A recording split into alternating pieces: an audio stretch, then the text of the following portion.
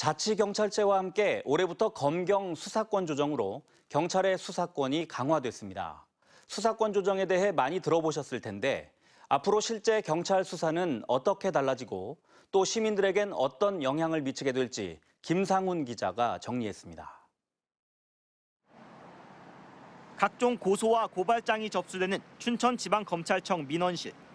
올해부터 접수대에 검사가 직접 수사 가능한 범위를 한정해 안내하고 있습니다. 검경 수사권 조정으로 검사의 직접 수사 범위가 대폭 축소됐기 때문입니다.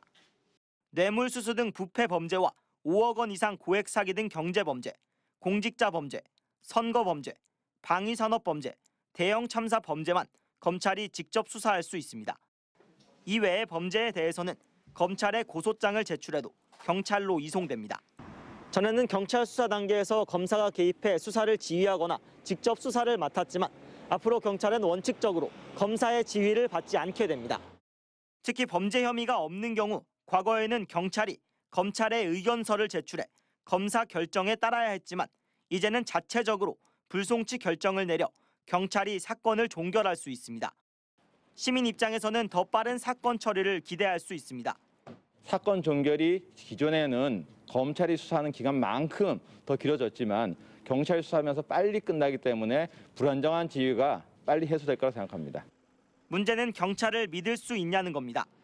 최근에는 입양아인 정인이 학대 사망 사건으로 불신이 커지고 있는 상황. 경찰은 책임 수사 제도를 내세우며 수사심사관과 책임 수사 지도관을 두고 사건 처리 과정을 여러 차례 점검할 방침입니다.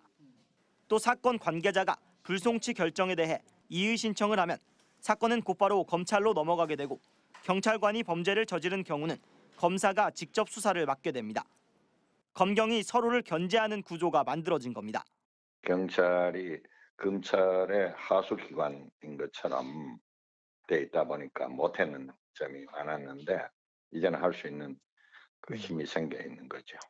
수사권 조정의 가장 큰 취지는 검찰과 경찰 두 기관 사이의 균형을 맞춰 공권력으로부터 국민 인권을 보호하는 일입니다. 취지가 제대로 실현되려면 두 기관에 대한 국민들의 꾸준한 감시도 필요합니다. MBC 뉴스 김상훈입니다.